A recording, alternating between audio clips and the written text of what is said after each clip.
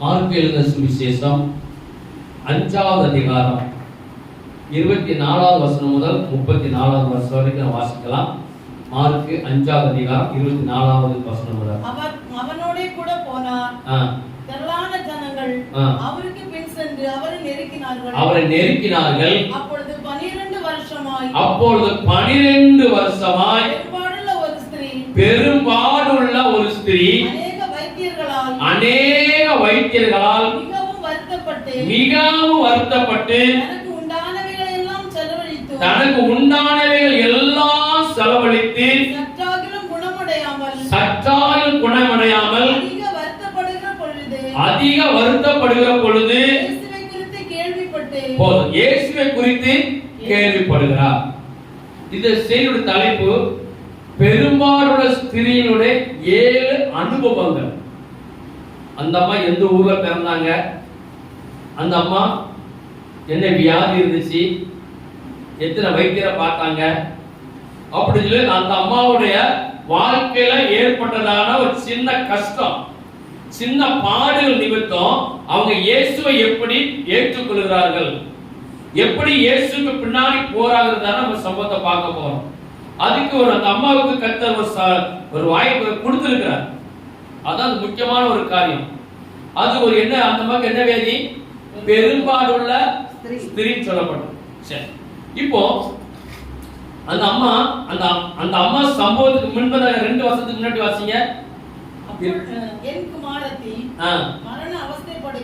என் குமாரத்தி மரண அவஸ்தைப்படுகிறாள். அவர் ஆரோக்கியம் அடையும்படிக்கு நீர் வந்து கைகளை வையும், அப்போது பிழைப்பாள் என்று ஒரு அம்மா ஒரு வீட்டுல ஒரு குழந்தைக்கு என்ன செய்யல, தீராத ஒரு வியாதி, மரண அவஸ்தை, மரணத்துக்கு ஏதுவான ஒரு வியாதி. அந்த மரணத்துக்கு ஏதுவான வியாதி இருக்கும்போது இயேசுவை கேள்விப்பட்டு அந்த வீட்டுக்கு என்ன செய்றாங்க, கூப்பிடுறாங்க. கூப்பிடும் போது அவர் மட்டும் போல, அவர் கூட யார் போறாங்க? திரளான ஜனங்கள், சீஷர்கள் போறாங்க. அந்த திரளான ஜனங்கள் போனாலும் சீஷர்கள் போனாலும் அது முக்கியமான ஒரு அவர் உள்ள இருக்கு. எல்லாம் அவர் போறது இருக்கு. அந்த சிறு பிள்ளைய, மரணக்கட்டில் இருக்கிற சிறு பிள்ளைய சுகமாக்குறதுக்காக போகிறார்.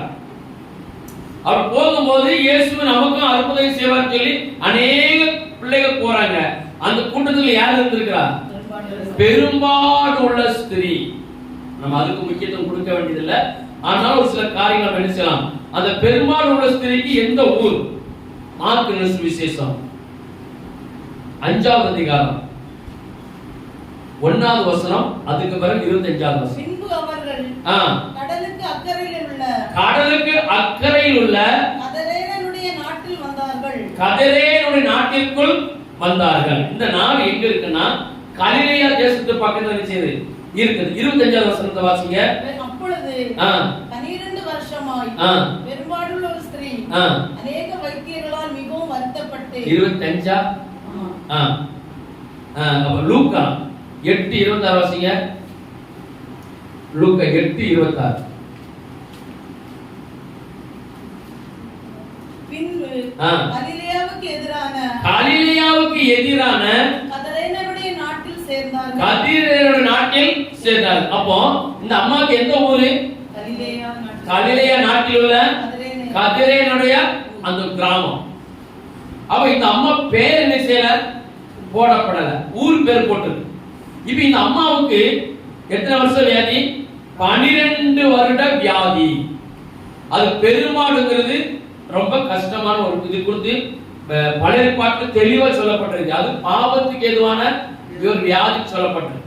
அப்ப இந்த பெரும்பாடு உள்ள ஸ்திரீக்கு அந்த நாட்களில அநேக வைத்தியர்கள் நினைச்சாங்களா, நினைச்சாங்க, வைத்தியம் பார்த்தார்கள். அந்த வசனத்தை வாசிங்க. அநேக வைத்தியர்களால் மிகவும் வருத்தப்பட்டு போதும். அப்போ முதல் காரியம், இந்த அம்மாவுக்கு எந்த ஊரு? கலிலேயா நாட்டில் உள்ள கதரேன ஊர். 2வது காரியம், அந்த அம்மாவுக்கு எத்தனை வருஷ வியாதி? 12 வருஷ வியாதி, இரத்த போக்கு. நீங்க லேவியராகமத்துக்கு வாங்க.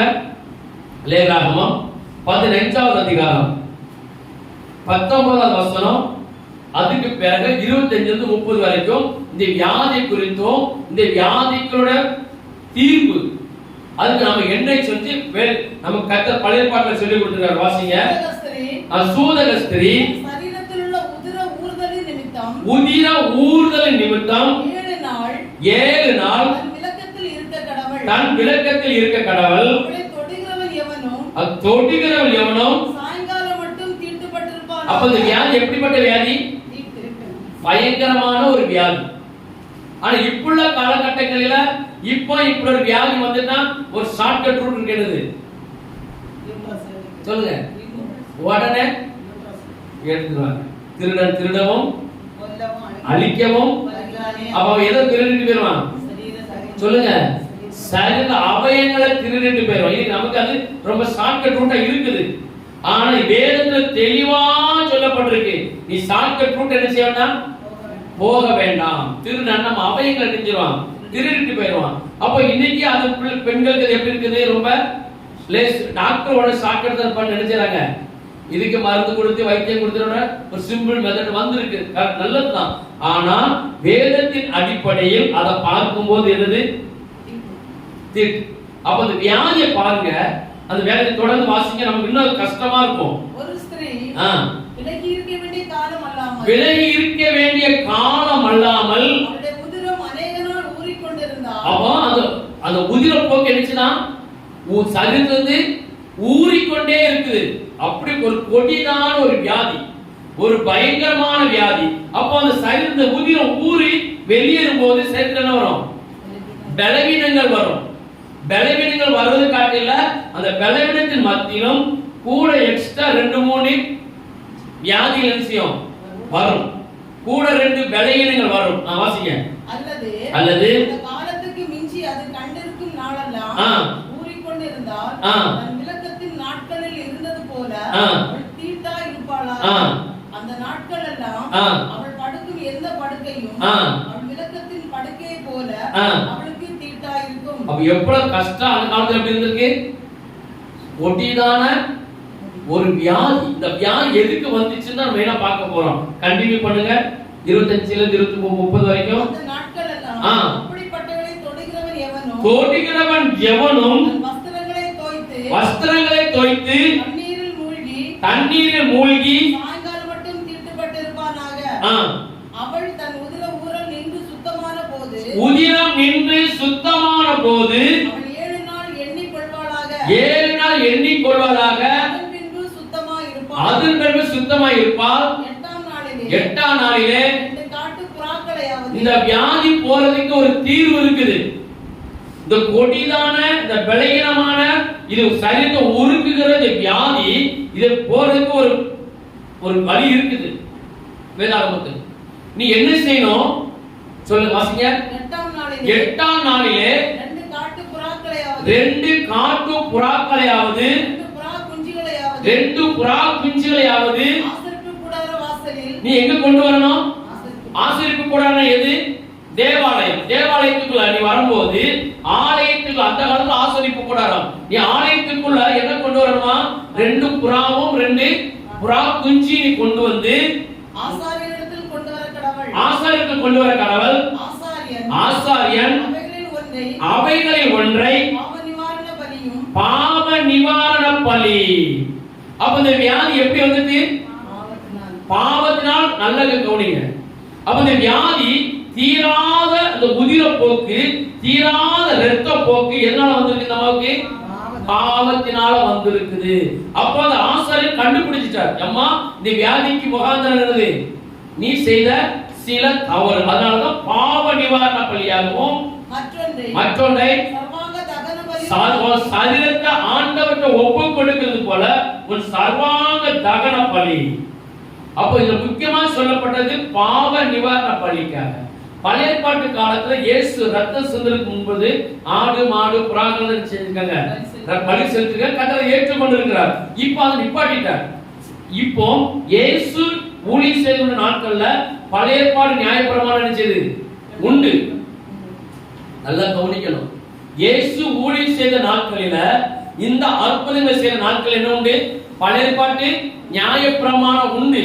ஆனாலும் இயேசு அதுக்கு ஒரு முடிவு கொண்டு வருவதற்காக இனி இந்த பழைய ஏற்பாட்டு நியாயப்பிரமாணப்படி ஆடுகளையும் மாடுகளையும் புறாக்களையும் புறா குஞ்சுகளையும் இனி பலி செலுத்தாமல் உங்களுக்காக நானே நினைச்சேன் பலியாக போறேன். அவர் பலியாக போறதுக்கு முன்பதாக இப்ப எழுச்சுறார், அவரோட வல்லமையினால எழுச்சுறாரு சுகம் கொடுக்கிறார். அவர் வல்லமையினால சுகம் கொடுக்கிறார். இப்ப நமக்கு இருக்கிற இந்த கிருபையின் காலத்துல இயேசுவின் நாமத்தினாலையும் அவரோட ரத்தத்தினால நமக்கு உண்டு விடுதலை உண்டு. நல்லா கவனிக்கணும். பழைய ஏற்பாட்டு காலத்துல மிருகங்களை பலி செலுத்தும் போது அங்கீகரித்தால் அது நியாயப்பிரமாணம் வச்சிருந்தார். இயேசு ஊழியம் செய்த 33 வருஷம் அந்த ஊழியத்துல இயேசு எனக்கு பிறகு இனி என்னோட ரத்தத்தினாலையும் என்னோட நாமத்தினாலையும் உங்களுக்கு உண்டு விடுதலை உண்டு. இப்ப நான் ஊழியம் செய்யற நாட்கள்ல பிதாவோட வல்லமையினால் உங்களுக்கு என்ன செய்றேன்? அற்புதம் செய்கிறேன். அந்த வசனத்தை 30 வரைக்கும் வாசிக்கிறதா? அவ்வளவுதானா? சரி. அப்போ 103வது சங்கீதம் 3ல இருந்து 5 வரை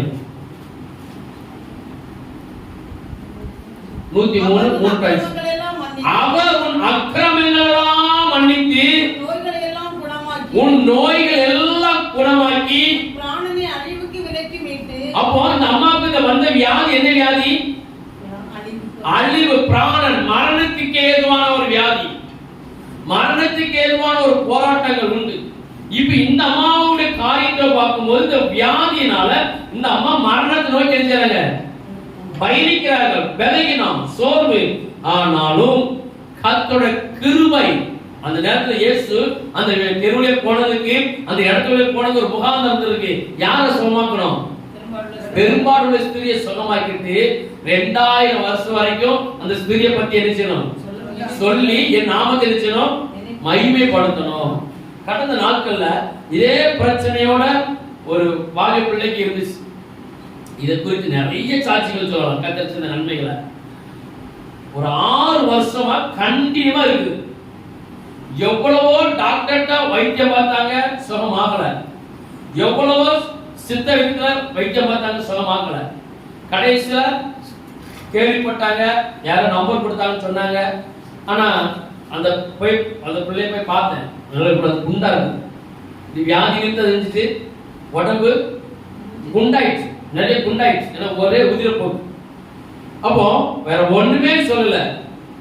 எப்படி என்ன வைத்தியம் பார்த்தீங்களா, என்ன வைத்தியம் பார்த்தீங்க, எங்க போனீங்க, ஒரு சின்ன லேசு காரியத்தை கேட்டேன், எல்லா வைத்தியம் பார்த்து முடிச்சாச்சு. இனி கர்த்தர் தான் நிச்சயம் விடுதலை காரணம். ஒரு ஒண்ணுல விட்டு போட சொன்னேன். இந்த மகளுக்குள்ள இருக்கிற இந்த இரத்த போக்கை உண்டு பண்ணுகிற பொல்லாத ஆவியே இயேசுவி நாமத்தில் வெளியில போன ஒரு வார்த்தை சொன்னேன். 2 திருப்பி யாப்பம் வந்துச்சு. 2 திருப்பி யாப்பம் வந்துச்சு. அப்பவே புரிஞ்சுட்டேன், சரி இந்த காட்டு ஜெபம் பண்ணி தண்ணி குடிச்சிட்டு வந்துட்டேன். மறுநாள் அவங்க போன் படிச்சுனாங்க, பாஸ்டர் அன்னையில இருந்து நினைச்சிட்டு இன்னும் போச்சு. இன்னைக்கு வரைக்கும் இந்த பிரச்சனை இல்ல. அப்ப இந்த வியாதிக்கு பின்னாடி யார் இருக்கா? விசுவாசம். நம்ம கண்டுபிடிக்கணும். சில வியாதிகள் நம்மளை தொடர்ந்து மருந்து மாத்திரை எடுத்தும் ட்ரீட்மெண்ட் எடுத்தும் நம்மளை விட்டு கொஞ்சம் போகல, நமக்கு அது விடுதலை ஆகனா நம்ம உடனே நினைச்சணும், கண்டுபிடிச்சு தேவ சமூகத்துக்கு நேரம் நினைச்சணும் வர வேண்டும். 3வது காரியத்தை பார்க்க போறோம். அநேக வைத்தியர்களால் நம்ம மார்க்கு 3வது பாயிண்ட் அநேக வைத்தியர்கள் அநேக வைத்தியர்களால் மிகவும் வருத்தப்பட்டு தனக்கு உண்டானவைகள் எல்லாம் செலவழித்தும் அப்ப நமக்கு மனசு எப்படி இருந்திருக்கும்? எப்படி இருந்திருக்கும்? அந்த வியாதியில பணம் செலவு பண்றாங்க பாருங்க, அந்த வருத்தம் யாருக்கு தான் தெரியும்? அவங்களுக்கு தான் தெரியும். அந்த நேரத்துல ஆனா ஊர் என்ன செய்யும்? ஊர் என்ன வேணாலும் பேசும், ஊர் என்ன வேணாலும் கிண்டல் பண்ணும். ஆனா கஷ்டத்துல உட்கார்ந்த பணத்துக்காக பாடுபடுவாங்க பாருங்க. பணம் இருக்கிறவங்களுக்கு ஒரு கவலை கிடையாது, மூட்டை மூட்டையே கட்டி வச்சிருந்தவங்களுக்கு இந்த செய்தி இல்ல. பணம் இல்லாமல் கஷ்டப்படுவாங்க பாருங்க. இந்த அம்மா குறித்து சொல்லப்பட்டிருக்கு அநேக வைத்தியர்களால். அப்ப எத்தனை வைத்தியர் பார்த்திருப்பாங்க? நிறைய, அளவுள்ள அநேக வைத்தியர்களால் செலவு பார்த்திருக்கிறாங்க. தனக்கு உண்டான எல்லாவற்றையும் அப்ப என்ன செய்ச்சு? இருக்கிறது ஒன்றும் இல்லை, எல்லாவற்றையும் டாக்டர் பயிற்சி எல்லாம் பயிற்சி, இது ஒரு வியாதி என்ன சுகம் இல்லை. இதுக்கு தான் யோபு சொல்றார். யோபின் புஸ்தகம் 13வது அதிகாரம் 4வது வசனம். நீங்கள் பொய்யை பிணைக்கிறவர்கள், நீங்கள் எல்லாரும் காரியத்துக்கு உதவாத வைத்தியர்கள். யோபுக்கு ஒரு பிரச்சனை. என்ன பிரச்சனை? சரீரம் முழுவதும் புண்ணு, பருக்கள். அது சாத்தானால் சோதிக்கப்பட்டு வந்துச்சு. கர்த்தர் அனுமதி கொடுத்தார். இப்போ இந்த யோபுக்கு வைத்தியம் பார்க்க யார் வரா? வைத்தியர்கள் வராங்க. வந்து மருந்து கொடுக்கறாங்க. அது என்ன செய்யல? சுகமாக. அவர் என்ன சொன்னாரு? நீங்கள் காரியத்துக்கு உதவாத அப்படி அர்த்தம் சொல்லுங்க. உங்க மருந்து மாத்திரம் ஒரு பிரயோஜனம் கிடையாது. உங்க வைத்தியம் ஒரு காரியத்துக்கும் பிரயோஜனம் இல்லை. தெளிவா சொல்லிட்டார். உண்மையா பொய்யா? உண்மைதான். வைத்தியம் பண்ணி பார்த்து ஒரு வியாதி சுகமாகல. ஆனா கர்த்தருடைய வேலை வந்துச்சு. அதே போல இந்த பெரும்பாடு உள்ள ஸ்திரீ, இந்த அம்மாவுக்கு இருக்கிற எல்லாவற்றையும் வித்தாச்சு, எல்லா டாக்டரையும் பார்த்தாச்சு. இனி ஒண்ணுமே இல்லைங்கிற கடைசி காலகட்டத்துக்குள்ள அந்த அம்மா நெருங்கி கொண்டு வரும்போதுதான் இயேசு வருகிறார் என்று செய்து கேள்விப்படுது. அப்போ இதை கேட்டுக்கொண்டிருக்கிற எல்லா பிள்ளைகளுக்கும், இது நம்ம சபைக்கு மட்டுமல்ல, இதை கேட்கிற எல்லா பிள்ளைகளுக்கும் கர்த்தர் ஒரு டேர்னிங் பாயிண்ட் வச்சிருப்பார். திருப்பு முனை. ஹல்லேலூயா. ஆமாவா இல்லையா? ஒரு திருப்பு முனை வச்சார். சில காலகட்டங்கள்ல சில போராட்டம் இருக்கும், சில காரியங்கள் நமக்கு ஜெயமே வராது. ஏன்னா அந்த இடத்துல நான் யாருங்கிறத நினைச்சணும், அறிந்துக்கணும். என் நாமம் என்ன அறிந்துக்கணும். ரெண்டாவது, நீ எனக்கு வேணும். மெயின் காரணமே தான், நீ எனக்கு வேணும். இந்த வியாதி சுகமானா நான் உன்னை விடுவிப்பேன். நீ என்ன நினைச்சுவா? மகிமைப்படுத்துவார். யோபு என்ன சொன்னார்? நான் விசுவாசிக்கிறவர் இன்னார் என்று அறிவேன், அந்நிய கண்கள் அல்ல. எப்படி விசுவாச அறிக்கை பண்றார் பாருங்க. அவன் மனைவி சொல்றார், நீ தேவனை தூசித்து ஜீவனை விடும். அதுக்கு அவர் நினைச்சாரு, பைத்தியக்காரி பேசுகிறது போல பேச. இந்த அம்மா என்ன சொல்லியிருக்கோம்? இந்த அம்மா என்ன சொல்லி பெரும்பாலும் ஸ்திரீ என்ன சொல்லியிருக்கோம்? அங்க நிக்கிற நாலு சொல்லியிருக்கான். அவர் பின்னாடி இருந்து ஓடுற எதுக்கு? இயேசுவை தேடி ஓடுற எதுக்கு? கூட்டம் கூட்டமா போறாங்க. அங்க போகாத, அங்க போகாத. நம்ம பாரம்பரியத்தை விட்டுறாத. நம்ம பாரம்பரியம் தான் நமக்கு முக்கியம். அது எந்தாலும் சரி, பாரம்பரியத்தை மட்டும் என்ன சொல்றது? விட்டுற பாரம்பரியம் விடுதலை ஆக்காது. அந்த அம்மா வைத்தியம் பார்த்துச்சு. ஆனா இயேசு வருகிறார் என்று கேள்விப்பட்ட உடனே எத்தனை பேர் நமக்கு அதை சொல்லப்பட்டிருக்கலாம். அநேக பேர் என்ன நெருக்கினார்கள். அப்படி அர்த்தம். அந்த அம்மாவை இடிச்சு விலைக்கு விட்டுறாங்க. ஆனா அந்த அம்மாவுக்கு என்ன விசுவாசம்? வசந்த வாசிங்க. ஜன கூட்டத்துக்குள்ளே இயேசுவை குறித்து கேள்விப்பட்டு அப்ப அந்த அம்மாவுக்கு என்ன விசுவாசம் வந்துட்டுன்னா, அந்த ஜன கூட்டத்துல இயேசுவை பார்க்க முடியாது, இயேசு கிட்ட பேச முடியாது. ஏன்னா நம்ம இன்னைக்கு பின்னாடி நிக்குது, முன்ன அவர் போயிட்டு இருக்கிறார். அவரை சுத்தியும் ஜன கூட்டம் நெருக்குது. யார் நெருக்கிறாங்க? அவர் வந்து எப்படியாவது ஒரு நன்மையை வாங்க வேண்டும் என்று சொல்லி ஜன கூட்டம் நெருக்குது. அப்படி இருக்கும்போது இவங்க நேற்று நான் பார்த்தேன், இந்த டெல்லியில இருந்து ஜன கூட்டங்கும் போது, நான் நேற்று டெல்லியில ஒரு நியூஸ் பார்த்தேன். ஒரு டேங்கர் லாரி வந்துருச்சு தண்ணிக்காக வந்து நிற்காங்க. டெல்லியில பயங்கர தண்ணி பஞ்சம். நல்லா கவனிக்கணும். இந்த ஜன கூட்டம் எனக்கு ஞாபகம். ஒரு டேங்கர் லாரி ஒரு கிராமத்துக்குள்ள வந்து நிக்குது. எல்லாரும் ஒரு ஓஸ் வச்சிருக்காங்க. அவ்வளவு ஓஸ் வச்சிருக்காங்க. எல்லாம் முந்தி அடிச்சு எல்லாம் வண்டியில ஏறி ஓஸ் சொல்றாங்க. எதுக்கு வந்தது? ஒரு டேங்கர் லாரி. ஆனா அங்க நிக்கிற ஜனங்களுக்கு 50 டேங்கர் தண்ணி இருந்தாலும் பத்தாது. ஆனா ஒரு புது ட்ரெண்ட் கீழே நம்ம ஊர்ல நினைச்சுவோம், உடனே நல்லிய திறப்போம். அங்க ஓடிக்க ஓசு போட்டு பிடிக்கிறாங்க எல்லாம் பாவம். அப்போ அந்த தண்ணி டேங்கர் வந்துட்டு அந்த ஜனங்களுக்கு எப்படி ஆயிட்டு ஒரு சந்தோஷம். எப்படியாவது எனக்கு 2 குடம் தண்ணி கிடைச்சிடாத அவ்வளவு பஞ்சம் டெல்லியில தலைவரிச்சாகுது. ஆனா நம்ம மாவட்டத்துல தண்ணி சீரழியுது, வீணாய். நான் இன்னைக்கும் சொல்றேன், எக்காரணம் கொண்டும் தண்ணிய வேஸ்ட் பண்ணவே கூடாது. அது நிமித்தம் நமக்கு என்ன வரும்?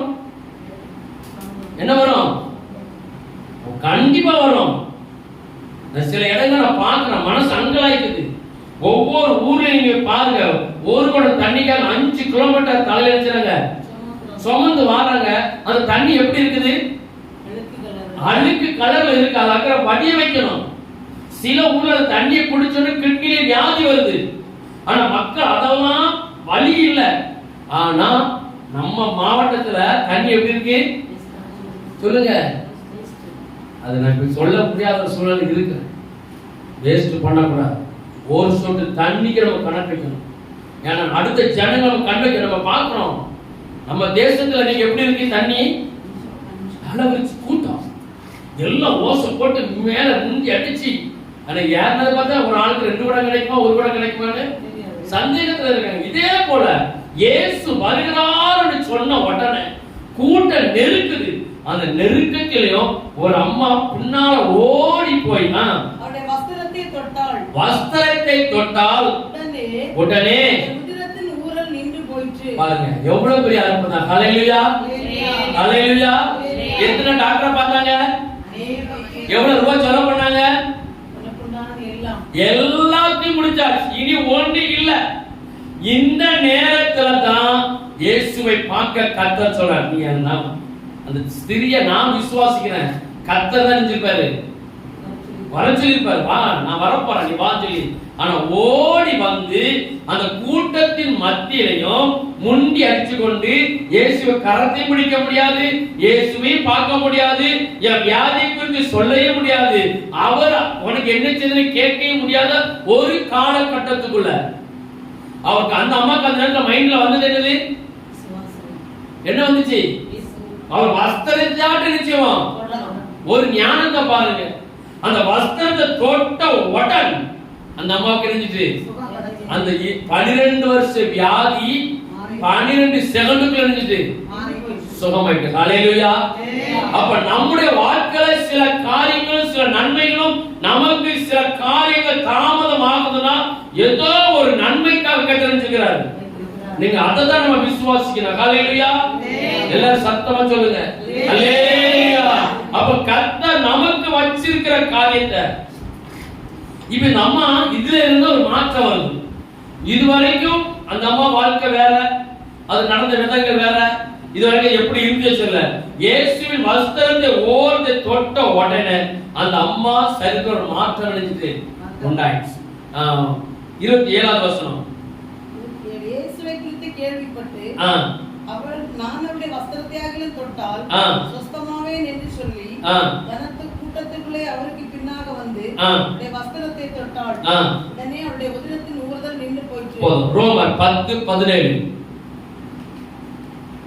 ரோமர் 10:17. ஆதலால் விசுவாசம் கேள்வினாலே வரும், கேள்வி தேவனுடைய வசனத்தினாலே வரும். அப்ப இந்த அம்மாவுக்கு கேள்வி எங்க இருந்து வந்திருக்கு? தேவனுடைய வாசம். இப்படி இயேசுன்னு ஒரு ஆள் வாரார், அவர் பார்த்தவங்க பேசினவங்க தொட்டவங்க அவர் என்ன சொல்ல உடனே நிச்சயம் நமக்கு வாழ்க்கையில அப்படியே நடக்குன்னு சொல்லி கேள்விப்பட்டிருக்கிறாங்க. அப்ப அந்த கேள்விப்பட்டவன நமக்கு நினைச்சு ஒரு விசுவாசம். அந்த விசுவாசத்தை இன்னைக்கு பிசாசம் நினைச்ச மாட்டான், வளர விட மாட்டான், பெருக விட மாட்டான். நமக்கு விசுவாசம் இருக்கு, ஆனா நினைச்சல வர்த்திக்க பண்ண முடியல.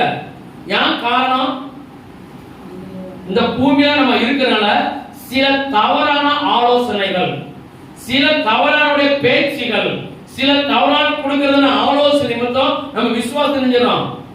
விசுவாசம் இருக்கும், ஆனா விசுவாசத்தை வளர விட மாட்டாங்க, வர்த்திக்கப்பட மாட்டாங்க. நம்மளே நாம நினைச்சிடும் மட்டுப்படுத்தி வச்சிருக்கோம். இதான் காரணம். நமக்கு வீட்டுல அற்புதம் அடையாளம் நடக்கிறது காரணம் இதான் மெயின் காரணம். அப்போ அடுத்த வருஷத்து வாசிங்க 28 வாசிங்க. வாசிங்க. அவருக்கு பின்னாக வந்து அவருடைய வஸ்திரத்தை தொட்டாள். உடனே அவருடைய உதிரத்தின் ஊறல் நின்று போயிற்று. அந்த வேதனை நீங்கி ஆரோக்கியம் அடைந்ததை அவள் தன் சரீரத்தில்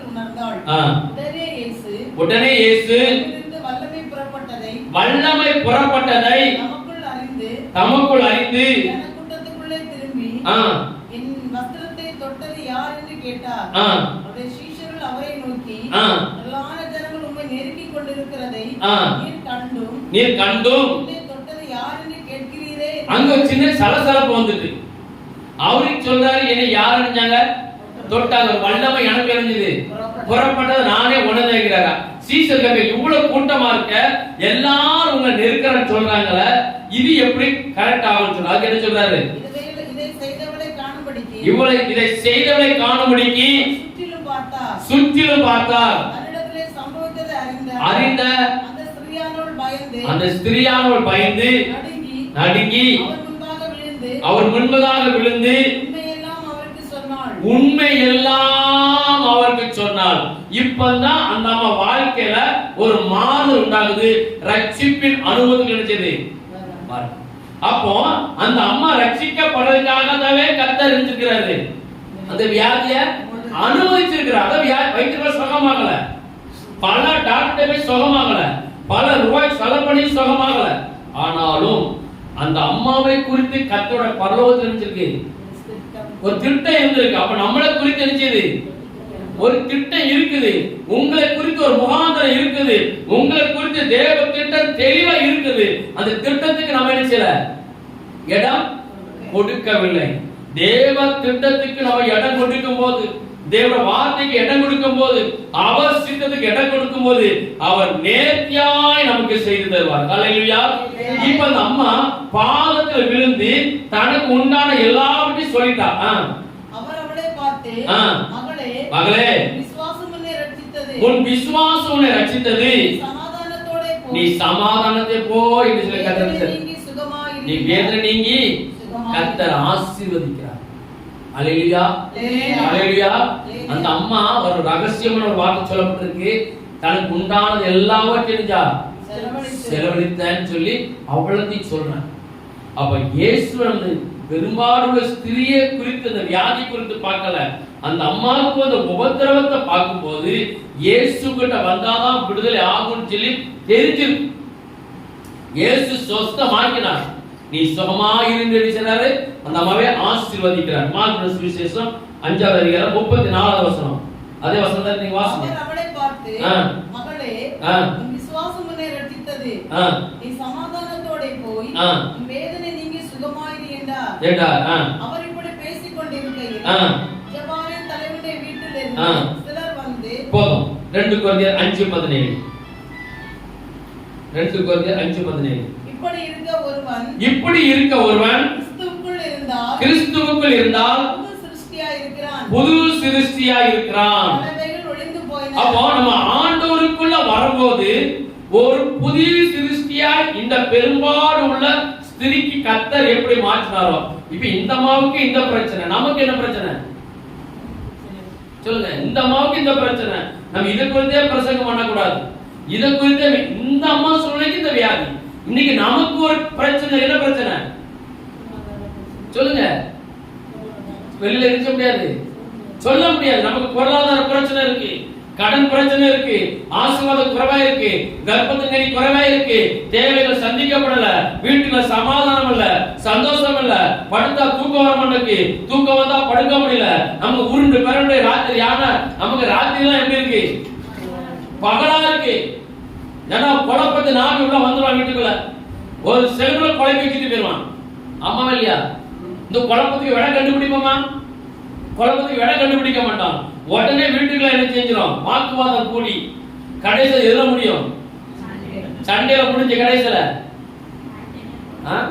வீட்டுக்குள்ள ஒரு 2 நாளைக்கு நினைச்சிடும். பேச்சு வார்த்தை கிடையாது, முகத்தை பார்க்கறது இல்ல, போய் ஒரு இடி இடிச்சா கூட என்ன செய்யல கவனிக்க. காரணம் கோபம். அப்ப இந்த வீட்டுக்குள்ள இதுக்கெல்லாம் ஒரு காரணம் வரும்போது இந்த பெரும்பாலான அவ வேலைக்கு வந்தா, நமக்கு சில குழப்படிகள், நமக்குள்ள சில காரியங்கள் வீட்டுக்குள்ள எதிரடையாய் வரும்போது நீங்க நல்லா கவனிக்கணும், உற்று கேட்கணும். ஏதோ ஒரு காரியம் நமக்கு மாறுதலாய் நடக்குது. ஏதோ ஒண்ணு தெரிகிறது. அப்ப இதுக்கு நம்ம என்ன செய்யணும் சொல்லி நீங்க உடனே நினைச்சணும். நீங்க கோபம் உங்க சூரியன் அஸ்தமங்கத்துல நினைச்சணும் தனிஞ்சு போயிடணும். வீட்டுக்குள்ள கோபம் கொண்டாலும் பேசாமல் இருக்காதீர்கள். கோபம் கொண்டாலும் நினைச்சுங்க சோறு பொங்காம வீட்டுல இருக்கிறாதீங்க, பட்னியா பண்றாதீங்க. அவ்வளவு பாவம் என்னது? நமக்கு கோபம் வந்து நடக்கல வீட்டுக்குள்ள, நம்ம இதெல்லாம் பார்க்கணும். இந்த கோபத்தின் நிமித்தம் அப்ப இந்த கோபத்துக்கு பின்னாடி யார் இருக்கா? ஏதோ ஒரு சூழ்நிலை யதார்த்தமா ஒரு சம்பவம் நடந்தது, அது தப்பு இல்லை, அது நடக்க முடியும். தொடர்ந்து தொடர்ந்து தொடர்ந்து தொடர்ந்து அது அதிகப்படியா எது நம்மள அப்படியே நம்ம அமுக்குன்னு பார்த்துட்டோம்னா, இந்த பெரும்பால் உள்ள ஸ்திரீ இயேசுவை கேள்விப்பட்டு வந்தது போல நம்ம இயேசு கிட்ட ஓடி நினைச்சோம். என்ன செஞ்சோம்? உடனே ஜெபத்துல உட்கார்ந்து ஆண்டவர் ஏன் இது இருக்கு, நான் எனக்கு ஒரு காரியம் வித்தியாசமா தெரியல, எனக்கு ஒரு செய்தி எனக்கு சரியா தெரியல, என்ன ஆண்டவரே இது நான் என்ன செய்யலாம், இதுக்கு என்ன செஞ்சு எப்படி இந்த ஸ்திரீ ஆண்டவரை தேடி ஓடி வந்தாலோ அதே போல நம்மள நாம நினைச்சோம் ஆண்டவர் பாதத்துல நினைச்சோம் உட்காரணும், உட்கார்ந்து விசாரிச்சு பழகணும். உடனே மனுஷங்கிட்ட ஆலோசனைக்கு போக கூடாது, துன்மார்க்கிட்ட ஆலோசனைக்கு போக கூடாது. ஆகாத சம்பாஷணை நல் ஒழுக்கத்தை எடுத்து பண்றோம். இந்த ஆவிக்குரிய காரியங்களில வேற யார் நீங்க சம்பாஷணம் பண்ணீங்கன்னா அவங்களுக்கு தந்தாங்க நினைச்சுவாங்க, சொல்லி கொடுப்பாங்க. பன்றியோட கண்குட்டி சேர்ந்த நிச்சயம் சொல்லுங்க, அது ஜென்ம சுவாமி என்ன அதுதான் பழகணும். ஒரு பன்றிக்குட்டியோட ஒரு கன்றுக்குட்டி சேர்ந்து பழகிட்டுனா காலப்போக்கில் அடுத்த சுவாமி நிச்சயம் வரும். என்னைக்காட்டு கண்ணுக்குட்டி சாக்கடையில கிடக்குமா, சேர்ல கிடக்குமா? அது அசுத்தத்துல கிடக்காது. வீட்டுல நம்ம மாட்டு தொழுவத்திலே கொஞ்சம் அழுக்கும் கொஞ்சம் தண்ணிமே கிடந்தாலே நட்டமாயிலும் 50 அம்மா அம்மாங்கும். எதுக்கு? எனக்கு சரிபடி தான் சொல்லி கூப்பிடும், இல்லன்னா படிக்காது, உருண்டுட்டு வரும், நம்ம பார்க்கணும். ஆனா அதே கண்ணுக்குட்டி பன்னிக்குட்டியோட சேர்ந்து சேர்ந்து கடைசியில் எங்க போவோம்? சாத்துல. அதை ஆட்டோமேட்டிக்கா பழகிடும். ஏன்னா காரணம் அது பழக்க தோஷம். ஆனாலும் கர்த்தர் சொல்கிறார் நமக்கு நல்ல ஒரு ஆலோசனை. அந்த பெரும்பாலும் உள்ள ஸ்திரிக்கு எப்படி ஆலோசனை கொடுக்க கர்த்தர் வருகிறார்னு கேள்விப்பட்டிருக்கு. அப்புறம் அந்த அம்மா கேரண்ட் இருக்கிறாங்க, ஒரு ஆலோசனை கொடுத்திருக்கிறாங்க. அது நிமித்தம் அந்த அம்மா நினைச்சது விடுதலையாகப்பட்டுச்சு, ரட்சிக்கப்பட்டுச்சு, இயேசுவை ஏற்றுக்கொள்ளப்பட்டுச்சு. இன்னைக்கு வரைக்கும் அந்த அம்மா நினைச்சிரோம் நம்ம பேசி கொண்டிருக்கிறோம். அப்ப கர்த்தர் நம்ம வாழ்க்கையில இன்னொரு வசனத்தை வாசிங்க. வெளிப்படுத்தல் 21வது அதிகாரம் 5-6. வெளிப்படுத்தல் 21:5-6. சிங்காசனத்தின் மேல் வீற்றிருந்தவர் இதோ இதோ சகலத்தையும் புதிதாக்குகிறேன் என்றார். இன்னும் அவர் இந்த வசனங்கள் சத்தியமும் உண்மையுமானவைகள் இவைகளை எழுது என்றார். அப்ப இந்த அம்மாவுக்கு செஞ்ச அற்புதம் என்னது? உண்மையும் சத்தியம். வேதத்தின் அடிப்படையில் சொல்லப்பட்டிருக்கு. அப்ப நமக்கு எப்பேற்பட்ட வியாதியா இருந்தாலும், எப்பேற்பட்ட சுவாம இருந்தாலும், நம்ம தேவனை நோக்கி ஓடி வரும்போது நமக்கு எல்லாம் தெரிஞ்சது மாதிரி நம்ம அப்படியே வீட்டுல உட்கார்ந்து ஜெபம் பண்ணக்கூடாது. எல்லா ஜெபமும் என்ன செய்ய பரலோகம் போகாது, எல்லா ஜெபமும் கேட்கப்படாது. நீ எத்தனை மணி நேரம் ஆண்டவர் அழகா சொல்லிக்கிறார், நீ நீண்ட அங்கியை தரித்து சந்திகள் நின்று நீ என்ன செய், நல்ல நய வசனிப்பாய். நீ எவ்வளவு நேரம் ஜெபம் பண்ணினாலும் உனக்கு அந்த வசனத்தை வாசிங்க, மத்திய சுசில இருக்கலாம். நீ நீண்ட அங்கியை தெரிந்து கொண்டு நீ சந்திகள் நின்று நீ என்ன பேசும்போது ஜெபிக்கும் போது அது ஜெபம் பண்றவனுக்கு என்ன சொல்லப்பட்டிருக்கு? ஐயோன்னு சொல்லப்பட்டிருக்கு. அந்த நீண்ட நேரம் ஜெபம் பிரயோஜனப்படாது, நீண்ட நேரம் ஜெபம் வரவும் போகாது. நம்மளை உருவாக்கணும், நம்மளை உருமாற்றணும், நமக்குள்ள இருக்கிற காரியங்களை விடணும். இந்த அம்மா அநேக வைத்தியங்களை பார்த்துட்டு கடைசியில வந்துடுங்க இயேசு கிட்ட வந்த பிறகுதான் ஒரு ரட்சிப்பு உண்டாகுது. அவ தனக்கு உள்ளான எல்லாவற்றையும் சொல்லிட்டா. அதே போல நம்மளும் தேவ சமூகத்துல நாம் எடுத்தீங்களா, தேவ சமூகத்துல நாம் உட்கார்ந்து நம்முடைய காரியங்களை கர்த்தர்ட்ட உட்கார்ந்து நாம் சொல்லணும். இப்படி இப்படி இருக்குது சூழ்நிலைகள் சொல்லி நாம் சொல்லும் போது கர்த்தர் நமக்கு என்ன செய்வார்? நமக்கு ஒரு விடுதலை தருவார், ஒரு ரட்சிப்பை தருவார், நமக்கு ஒரு ஆசீர்வாதத்தை செய்வார், நமக்கு தருகிற அவர் தேவனாய் இருக்கிறார். அப்போ நமக்குள்ள காரியங்களை கர்த்தர் பார்க்கும்போது நம்ம ஜெபம் அவசியம். ஆனாலும் நம்முடைய சரீரத்துல, நம்ம இருதயத்துல நம்ம சில காரியங்களை மாற்ற வேண்டும். மாற்றாத பெரும்பாலும் ஒரு ஸ்திரீ இயேசுவின் பாதத்துல வந்து தனக்கு உண்டான எல்லாவற்றையும் செலவழித்தான் சொல்லப்படும். இயேசுவின் எல்லாவற்றையும் சொன்னால் அப்ப நம்ம தேவ சமூகத்துல சில அற்புதங்கள் அடையாளங்கள் நடக்கல, சில காரியம் நமக்கு நன்மையா முடியல இப்படி சொல்லும் போது நாம் தேவ சமூகத்தில் உட்கார்ந்து நிச்சயமா நம்ம தன்னை தானே தாழ்த்தி நாம் தேவனோடு ஒப்புரமாகி நாம் விட வேண்டிய காரியத்தை விடும்போது கர்த்தர் நிச்சயமாய் இந்த வீட்டுக்கு ரட்சிப்பு வந்ததுன்னு சொல்லி எப்படி கர்த்தர் சகைக்கு சொன்னாரோ அதே போல நமக்கு என்ன செய்வார்? ஒரு மாறுதலை, ஒரு ஆசீர்வாதத்தை கர்த்தர் நமக்கு என்ன செய்வார்? நமக்கு ஜெபம். ஆனா இங்க நிறைய பேர் மணிக்கணக்கா நம்ம ஜெபிக்கிறோம் இருக்கிற. நம்ம ஜெபம் ரொம்ப அவசியம். மணிக்கணக்கா ஜெபிக்கணும், மணிக்கணக்கா நம்ம கர்த்தரோட பேசலாம். ஆனா சும்மா நய வசதிப்பால பண்ற ஜெபம் என்ன செய்யாது? பரலோகத்துக்கு போகாது, அது தேவனுடைய சன்னிதானத்துக்கு எட்டாது. ஏன்னா நம்ம கிட்ட சில தவறுகள், நம்ம கிட்ட சில கர்த்தருக்கு பிரியமான அருள்ப்புகள் இந்த ஸ்திரீக்குள்ள இருந்தது போல அவர் எல்லாவற்றையும் விட்டு தேவ சமூகத்தை தன்னை அர்ப்பணித்தார். இயேசு சொன்னார், நீ என்ன செய்? சுகம் நீங்கி வேதனை நீங்கி நீ சுகமாய் சொல்லி ஒரு ஆசீர்வாதத்தை கட்டளை கொடுக்கிறார். அப்ப நமக்கு லூக்கா 20:46 வாசிங்க. லூக்கா 20:46. நீண்ட அங்கிகளை தரித்துக் கொண்டு திரியவும், சந்தை வெளியில் வந்தனங்களை அடையவும், ஜெப ஆலயங்களில் முதன்மையான ஆசனங்களில் உட்காரவும், முதன்மையான இடங்களில் இருக்கவும் விரும்பி விதவைகளின் வீடுகளை பட்சித்து, நீண்ட விதவைகளின் வீடுகளை பட்சித்து பார்வைக்கு நீண்ட ஜெபம் பண்ணுகிற வேதபாரகரை குறித்து எச்சரிக்கையாக இருங்கள். கர்த்தர் நம்மை என்ன செய்றாரு? வான் பண்றார். யார குறித்து? நீண்ட அங்கியை போட்டு பார்வைக்கு நல்ல ஜெபம் எப்படி இருக்குது? கேட்கறதுக்கு எப்படி இருக்குது? சத்தமா சொல்லுங்க. கேட்கறதுக்கு எப்படி இருக்கு? அருமையா இருக்கு. ஆனா கர்த்தர் சொல்றார், பார்வைக்கு நீண்ட ஜெபம் பண்ணி வேத பாரகரை குறித்து நீ எச்சரிக்கை. அவர் ஜெபத்தை கணம் பண்ணாத. ஜெபம் யாராலும் எப்படி வேணாலும் பண்ணலாம், எத்தனை மணி நேரம் விசாரிமா பண்ணலாம். ஆனால் நம்மளுடைய தனிப்பட்ட வாழ்க்கை, நம்மளுடைய தனிப்பட்ட ஜீவியத்தில் இருக்கிற சில குறைகள், குற்றங்களை நம்ம தேவ சமூகத்தில் நினைச்சோம் அறிக்கப்படணும். பெரும்பாலும் ஸ்திரீ அப்பதான் பண்ணணும். கர்த்தர் பூரணமான விடுதலை கொடுத்தார். ஆனா மணிக்கணக்க ஜெபம் பண்ண விடுதலை ஆகும்னா அது முதல்ல நம்ம சரியா இருக்கும்போது நிச்சயம் நம்ம எல்லாவற்றையும் கர்த்தர் சமூகத்தில் கொடுக்கணும். இன்னைக்கு நீண்ட நேரம் ஜெபம் எல்லாருக்கும் எப்படி இருக்கு சொல்லுங்க? நீண்ட நேரம் அப்படியே ஜெபம் கேட்கும்போது எப்படி இருக்கு? அழகா இருக்குது. ஆனா நம்மளுடைய கண்டித்து உணர்த்தணும். நம்முடைய காரியங்களை நீ இப்படி செய்து கொண்டிருக்கிறாய், இதை சரி பண்ணி நமக்கு தேவன் உணர்த்தணும்.